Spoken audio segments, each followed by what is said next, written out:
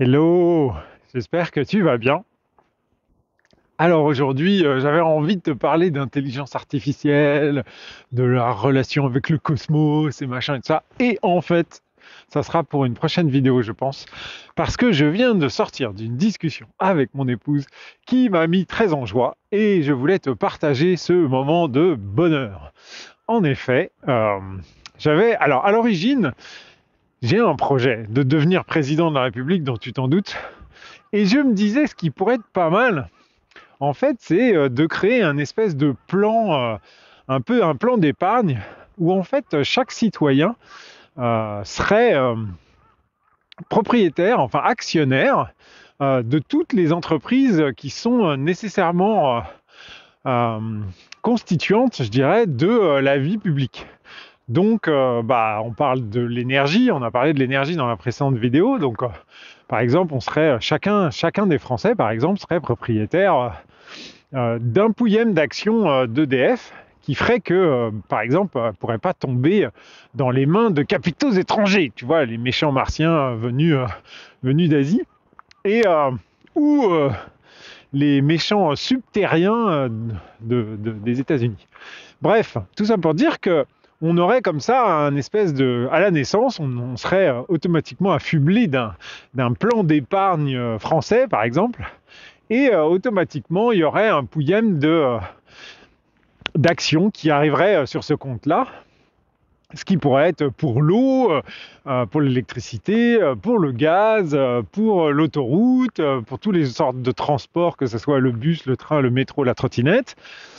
Et comme ça, chaque Français serait fier de pouvoir consommer des produits qui, de toute façon, c'est comme c'est ton travail, tu vas consommer sur des produits de stratégiques, on va dire. Hein. Et comme ça, ça revient dans ta poche, puisque en tant qu'actionnaire, tu toucherais des dividendes à la fin de l'année sur les résultats de ces entreprises-là, ce qui te permettrait d'être rémunéré aussi de ta consommation, plutôt que ce soit des points Carrefour que tu n'utilises jamais parce que tu as raté la date ou que le bon de réduction il n'est pas affublé des produits qui t'intéressent. Et en même temps, ça te donnerait un sens civique et moral de ne pas détériorer, par exemple, le TGV quand tu vas aux toilettes ou quand tu utilises des services comme l'eau, par exemple. Tu ne ferais pas couler l'eau comme ça parce que tu sais qu'à un moment donné, voilà, tu dilapides le capital de ton entreprise, quoi. Bref. Donc, de ce vœu utopique, je voulais te partager puisqu'on est là pour ouvrir le champ des possibles, d'accord? De toute façon, on sent bien qu'on s'essouffle sur notre réalité telle qu'elle est là, notre capitalisme à la fois LGBT et notre communisme à la fois dictatorial. Donc tout ça pour dire qu'il faut qu'on change et qu'aujourd'hui il nous faut des idées qui sortent du cadre. Donc que chaque citoyen devienne actionnaire des entreprises principales de son pays, ça paraît pas déconnant. Eh ben, eh bien, quelqu'un l'a fait. C'est pour ça que je suis content. Donc c'est pas mon pays, la France, mais c'est mon pays d'adoption, tu vois. Et donc au Japon, il y a un entrepreneur. Alors je sais pas si tu l'as entendu, peut-être que tu en as entendu parler parce qu'il est assez famous, dans le sens où il a déjà été dans l'espace et tout ça. C'est le fondateur de Zozo, mais on s'en moque un peu du personnage et tout ça, mais quand même il l'a fait le mec. Donc c'est un gars qui faisait des vêtements et en fait il t'envoyait chez toi un costume avec des points, tu sais comme quand tu fais des jeux vidéo sur fond vert, là il t'envoie une espèce de combinaison toute noire avec des points blancs et ça permet de mesurer avec précision ta morphologie et ensuite ça rentre dans leur système de données. Alors je ne vais pas rentrer tout de suite dans le sanctuaire parce que sinon ça va pas être très classe pour le sanctuaire de... On parle de la matière, donc j'en ferai un petit tour dans le sanctuaire tout à l'heure, je t'emmènerai faire un tour. Mais, et en gros, ça rentre tes données, et comme ça, quand tu vas sur le site, eh bien, il te propose que des vêtements qui sont adaptés à ta morphologie, tu vois. Tu te retrouves pas avec un t-shirt 3XL, alors que tu tailles petit, quoi, tu vois. Et, Et donc, grâce à ça, bah, il a bien réussi. Il y a beaucoup de gens, parce qu'au Japon, ils aiment bien la technique, tu vois, ils simplifient dans leur vie quotidienne et tout ça. Bon, bref. Et donc, il a tellement d'argent qu'il a même lancé un programme spatial pour voyager dans l'espace, machin. Il l'a déjà fait d'ailleurs. Il a déjà emmené des gens riches, machin, et tant mieux. Ils sont parvenus eux, donc ça c'est trop. Non, je déconne. Et et en fait, il a commencé avec une initiative où en fait, il distribuait de l'argent. Le truc qui s'est aperçu, et ça va te faire marrer, moyennement, et en fait, il s'est aperçu que quand il donnait de l'argent, bah, en fait, les Japonais qui recevaient l'argent, ils avaient tendance à épargner et à ne pas réinvestir, tu vois. Donc, il s'est dit, ben, parce que comme chez nous, en fait, on a cette culture de ah ben non, en fait, l'argent, tu dois épargner au cas où, tu vois, au cas où ta vie devienne bien, et ben en fait, tu pourras avoir de l'argent, tu vois. Et au cas où elle devient pire, et ben là aussi, tu auras de l'argent. Donc, bref, tu travailles tout le temps, tu consommes pas grand-chose, et tu fais surtout pas profiter l'économie de ton pays en ne réinvestissant rien, tu mets à la banque et tu attends que ça dorme et que l'argent diminue, puisque maintenant, parce que ce qu'il faut savoir, c'est qu'au Japon, en plus, euh, les taux d'intérêt sont supra bas. Tu peux quasiment avoir de l'argent pour zéro. Non, non, c'est pas des blagues. Donc, en gros, si on te prête de l'argent à zéro, ça veut dire que toi, l'argent que tu laisses sur ton compte en banque, elle est à moins quelque chose, hein. Bref, tout ça pour dire que, en s'apercevant de ça, qu'est-ce qu'il a fait? Il s'est dit, bon, bah, je vais arrêter de distribuer de l'argent à des gens qui, de toute façon, ne vont pas faire fructifier cet argent-là en investissant, en créant des projets et ainsi de suite. Donc, je vais trouver un autre système. Et l'autre système qu'il a fait, que je trouve intéressant, après, je viens de découvrir ça, donc il faut que je le digère, mais comme je suis trop content, je vais te partager ça. Et ben en fait, ce qu'il a fait, c'est qu'il a créé une plateforme, et sur la plateforme, à chaque fois que tu investis, alors, c'est pas investi, il faut que j'utilise les bons termes. À chaque fois que tu consommes sur sa plateforme, eh bien, en fait, tu deviens actionnaire. Il te donne des actions. Donc, par exemple, tu as ton forfait téléphonique. Donc, bien évidemment, il n'a pas lancé. Alors, je dis bien évidemment, il aurait pu, mais l'idée, c'est pas qu'il verrouille le marché pour s'attirer des nouveaux clients. Donc, en gros, il dit, bah, tu viens sur ma plateforme, tu prends un abonnement téléphonique chez. Alors, nous, on a 4 grands opérateurs, mais en gros, lui, il dit, bah, sur les 3 plus gros, tu prends un abonnement. Et ben, en gros, quand tu as l'abonnement par mon intermédiaire, et ben, je te redonne des actions. Et alors, les actions, c'est des actions de chez lui. Mais d'un autre côté, ça veut dire quoi? Ça veut dire que lui, tu lui apportes du business. Et donc, lui, il te donne des actions pour que tu puisses avoir des dividendes sur le business que tu lui apportes. D'accord? Donc, en fait, c'est un cercle vertueux. Et ce qu'il a fait, donc, il a fait sur les abonnements téléphoniques, il a fait sur l'eau, sur l'électricité, il a fait. Alors, il y a un système aussi au Japon qui est super intéressant. C'est en gros il y a une plateforme qui s'appelle Fullsato Nose. Et donc, sur cette plateforme-là, les communes, elles mettent les produits qui sont produits dans leur commune. D'accord? Et donc, quand tu as des impôts à payer, et ben en gros, tu vas sur la plateforme, qui est un espèce de Amazon géant, tu vois, et tu achètes des produits locaux. Donc, tu peux acheter des mandarines de Wakayama, tu peux acheter du bœuf de Hokkaido, tu peux acheter des mangues de Okinawa. Et en fait, par exemple, tu dois payer 900 euros d'impôts, et ben, la plateforme t'autorise à dépenser 300 euros de produits. Et c'est l'équivalent de comme si tu avais payé 900 euros d'impôts. Ce qui fait qu'en fait, tes impôts, tu les payes pas vraiment. Enfin, tu les payes, mais l'argent revient dans ta poche, puisque c'est toi qui reçois les mangues et qui les consomme, ou c'est toi qui reçois les œufs, ou peu importe. Et donc moi, par exemple, qui suis créateur de design et de produits de haute manufacture, eh bien, j'ai pu mettre mes sacs, parce que mes sacs en denim, le denim, enfin le jean, si pour parler plus jeans, le denim, il est fabriqué au Japon, et la couture, elle est faite juste à côté, dans une ville à côté. Et l'impression, elle est faite par un centre d'insertion au travail qui se trouve juste derrière. Enfin, pas le bâtiment qui est là, mais la colline d'après, enfin la ville d'après. Donc en fait, c'est local. Et donc comme c'est local, j'ai le droit de mettre mes trucs. Et en fait, j'ai des gens, alors j'en ai pas un nombre incalculable, j'aimerais bien, mais je débute. Et en fait, il y a des gens qui, au lieu de payer leurs impôts, eh ben, ils achètent mon sac. Et donc, comme ça, en fait, tu payes tes impôts, mais au lieu que ça parte à Bercy et que tu revois jamais ton pognon ou que ce soit pour payer des gens qui, qui font pas forcément le travail qu'on attend d'eux, et ben là, au moins, ça revient. Et donc, en gros, il a intégré ça dans sa plateforme. Ce qui fait que, écoute bien, tu vas acheter, alors par exemple, prenons le cas de mon sac. Tu as envie de te faire un super sac avec un fond en tatami, enfin, tu vois, style japonais, mais moderne, branché, tu vois, top. Eh bien, tu vas sur la plateforme de ce monsieur-là, tu t'inscris ou tu dis que tu as un compte sur Full Sato Nose, tu dis combien tu as d'impôts à payer, et donc tu vas payer, alors par exemple, on va reprendre l'idée des 900 euros, tu as 900 euros à payer, donc mon sac vaut pas 300, mais on va dire 150. Donc tu t'achètes 2 sacs, d'accord? Là, tu me fais plaisir. Je te dirai quels designs sont super sympas. Et donc tu payes tes impôts en ayant 2 super sacs, un que tu vas garder pour toi et un que tu vas offrir.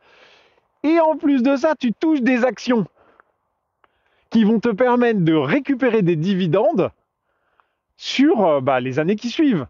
Donc en gros, avec tes impôts, tu t'achètes des produits en plus de ton pays, donc tu es fier de consommer, nous, fiers de consommer japonais, et en plus de ça, tu vas toucher des dividendes sur tes impôts.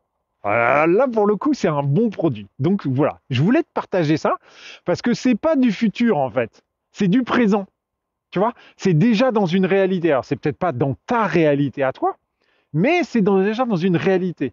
Et par conséquent, ça veut dire que le champ des possibles, il a déjà ouvert la porte, tu vois, et que l'énergie, elle s'est déjà dilapidée dans l'énergie actuelle, en fait. On va en profiter pour faire le petit tour puisqu'on doit aller au sanctuaire, hein. C'est le début de l'année, hop. Donc, on va y aller ensemble, voir un peu ce qui a bougé et ce qui n'a pas bougé. Ce qui est bien avec ce petit sanctuaire, c'est que ça n'a pas bougé. J'adore. Et on va prendre les énergies en même temps, et on va pouvoir en profiter pour inscrire toutes ces énergies-là dans notre quotidien et dans notre futur. Donc, on va émettre l'intention. Ce que je te propose, c'est d'émettre une intention où, en fait, ces systèmes de cercle vertueux. Alors là, je t'en ai évoqué 2. Un qui permet de payer tes impôts et de récupérer des produits qui te concernent, qui peut faire plaisir à ta famille ou qui peut même agrémenter ton quotidien, d'accord? Plutôt que de payer comme ça et de ne pas savoir comment est utilisé l'argent. Et en plus de ça, ça fait tourner l'économie, puisqu'on n'est que sur des produits locaux. Tu vois, c'est pas des trucs qui sont fabriqués en Chine, tu vois. Non, c'est vraiment du produit local. Donc, tu peux t'acheter des mangues auprès d'agriculteurs d'Okinawa, comme je te disais, ou des pineapples, ou des machins. Et ça fait travailler les gens locaux, et en même temps, ça te fait bénéficier à toi d'un super produit. Donc ça, c'est que du bonheur. Donc ça existe. Et donc, peut-être que ça peut être mis en place dans tous les pays du monde, ce qui permettrait de réduire le trafic maritime, de réduire la pollution, de réduire toutes ces dingueries, tu vois, où je fais fabriquer des fois des produits, où j'ai fait, parce que j'ai tenté de faire fabriquer, et ça me coûtait moins cher de les faire venir des États-Unis que de les fabriquer chez moi. Tu vois, des trucs de fou, quoi. Alors que là, si je sais que j'ai une aide derrière de l'État pour acheter des produits qui sont locaux et tout ça, je participe à l'économie. Bon, je fais des raccourcis par rapport au long test que j'ai fait pour pouvoir fabriquer mes produits de manière locale. Mais bon, bref, c'est possible. Et ensuite, j'aimerais qu'on émette l'intention de pouvoir avoir des entreprises qui fassent partie du patrimoine de chacun. Sincèrement, moi, j'aurais été fier comme un artaban de pouvoir dire, voilà, j'ai des actions des grosses compagnies de transport ou des grosses compagnies d'électricité ou de machin, plutôt que de savoir que je vais payer. Alors tu vas me dire, ouais, mais ça, tu peux le faire déjà et tout ça. Oui, mais l'idée, c'est déjà, tu te fais pomper et tondre comme un, tu vois, bref, on va rester courtois avec des droits d'entrée, des frais de garde, des machins et tout ça. Là, on ne parle pas de ça, on parle d'un compte qui te coûte rien, sur lequel tu as des actions qui sont à toi, qui est nominative, tu vois, et qui te font tomber des dividendes que tu peux consommer, réinjecter dans l'économie locale. Enfin, quand je dis locale, ou au moins nationale, tu vois. Ouais, c'est sûr que je peux aller voir mon banquier qui m'ouvre, ou même je peux aller sur Internet. Mais t'imagines, là, on parle de choses où il faut déjà devenir un expert et ça. Alors que moi, l'intention, c'est que ça soit l'équivalent d'un droit, en fait. C'est-à-dire qu'à la naissance, bah, tu vois, t'as ton truc. Alors si c'est pas la naissance, c'est tes parents qui sont qu'on a éduqués, ou alors t'apprends ça à l'école, ou tu vois, un champ des possibles où en fait on peut te rendre citoyen économique, civique d'une réalité économique où on a envie de partager, on a envie de construire des trucs ensemble et de rétribuer bah, à tous les niveaux en fait aussi bien le travail de chacun, mais c'est surtout la dépense de chacun. C'est-à-dire qu'on est des consommateurs et qu'on ne soit pas juste la vache à lait d'un système où finalement en haut de la pyramide les gars ils se gavent et en bas de la pyramide on te dit bah tu vois les gens ils ont pas voulu dépenser l'argent qu'on leur a donné. Ils l'ont mis sur le compte en banque pour au cas où tu vois. On a tellement bien appris la leçon, on nous a tellement bien programmé que les mecs se disent pas punaise j'ai reçu 10 000 balles quel est le business que je pourrais faire tu vois. Et donc, tout ça pour dire que tu as bien compris mon message et mon euphorie. Et je voudrais te partager une dernière histoire avant qu'on se quitte, parce que je sais, ça fait déjà 16 minutes et que tu te dis, bon, la tête de Poula avec son bonnet orange, il y en a marre. Donc, j'aimerais juste te partager une histoire c'est une belle histoire. C'est une dame qui avait un business. Donc, j'ai vu ça sur un reportage qui parlait de la cuisine à travers le monde. Et la dame, elle avait de mémoire, c'était au Vietnam. J'hésite entre la Vietnam et le Thaïlande. Mais bon, tu comprends que c'est un pays d'Asie. Et la dame, elle faisait une cuisine, ce qu'on appelle une cuisine de rue. C'est-à-dire qu'en gros, elle avait sa petite échoppe là et elle faisait la cuisine et tout ça. Et elle était réputée comme étant la dame qui faisait le meilleur, la meilleure cuisine de toute la ville. Et en fait, on lui avait demandé, bah voilà, qu'est-ce que tu veux faire, machin. Et elle disait, bah moi, j'aimerais bien avoir un commerce, tu vois. Et en fait, c'est-à-dire un commerce, un vrai restaurant avec des murs et des machins et tout ça. Et en gros, elle a commencé à gagner de l'argent, ça tournait bien et tout. Et en fait, ce qu'elle a fait, quand elle a commencé à gagner de l'argent, elle n'a pas essayé d'avoir un commerce. Elle aurait très bien pu louer un local et machin. Elle n'a pas fait ça. Ce qu'elle a fait avec cet argent-là, c'est qu'elle a acheté des meilleurs produits pour ses clients. Et j'aimerais bien finir là-dessus parce que c'est aussi une autre ouverture d'esprit. Ce qu'elle a fait, c'est qu'elle est allée au marché et elle a acheté les plus grosses crevettes qu'elle pouvait trouver. Et elle les a mis dans sa cuisine. Et elle a commencé à faire des prix de plus en plus élevés puisqu'elle avait des meilleurs produits. Et par conséquent, elle a attiré des clients de plus en plus fortunés. Et donc, par conséquent, elle a créé des leviers, en fait. Et ces leviers-là lui ont permis de gagner de plus en plus d'argent plus rapidement. Et ensuite, bien évidemment, l'histoire finit bien, elle a pu ouvrir son restaurant dans un lieu avec un toit et machin. Et donc, ça aussi, je voulais te partager ça pour te dire que finalement, des fois, quand on voit des gens qui gagnent au loto et puis finalement, j'ai vu une histoire là dernièrement, le gars, il a trouvé au pied de sa porte, il a trouvé un tas de billets. C'était l'équivalent de, tu prends tu vois, les packs de lait, là, Tetra Pak, là, que vous avez en France, là, dis-toi que tu as 50 centimètres sur 50 centimètres remplis de billets de 10 000 yens. Alors, 10 000 yens, c'est l'équivalent de 100 euros. Donc, remplis de billets de 100 euros, tu vois. Donc, ça fait une masse de pognon. Et il trouve ça par terre, enveloppé dans un linge. Et le mec, ce qu'il fait, c'est alors, bien évidemment, il rembourse ses crédits, ça c'est tout à fait logique, mais il s'achète une nouvelle bagnole, et puis ensuite, le gars, il réinvestit pas. Il garde son argent, en fait. Bah, c'est trop dommage. C'est trop dommage. Il faut qu'on ait une culture de l'argent qui nous permette à chacun, en fait, à chacun de comprendre que l'argent, c'est une énergie, c'est un fluide, et que l'argent doit circuler. Il ne faut pas bloquer l'argent. Si tu bloques l'argent sur ton compte en banque, malheureusement, il reste sur ton compte en banque. Et c'est comme si tu fermes une bouteille. À un moment donné, ça ne coule pas, ça ne circule pas. Tu ne peux pas en gagner plus, en fait. Contrairement à ce qu'on te fait croire. Le gars qui laisse dormir de l'argent, tu ne peux pas en faire plus. Donc, il faut qu'on ait cette culture de l'argent et aussi qu'on comprenne qu'il y a des cercles vertueux à créer et que voilà, ça existe déjà en fait, ça existe déjà dans d'autres pays. Donc potentiellement, ça peut dépasser les frontières et arriver jusqu'en France ou arriver jusqu'en Belgique même. On peut imaginer que ça arrive jusqu'en Belgique. Bon, allez, sur ce, je te souhaite plein de belles choses et je te dis à très bientôt dans un nouveau futur, dans un nouveau présent.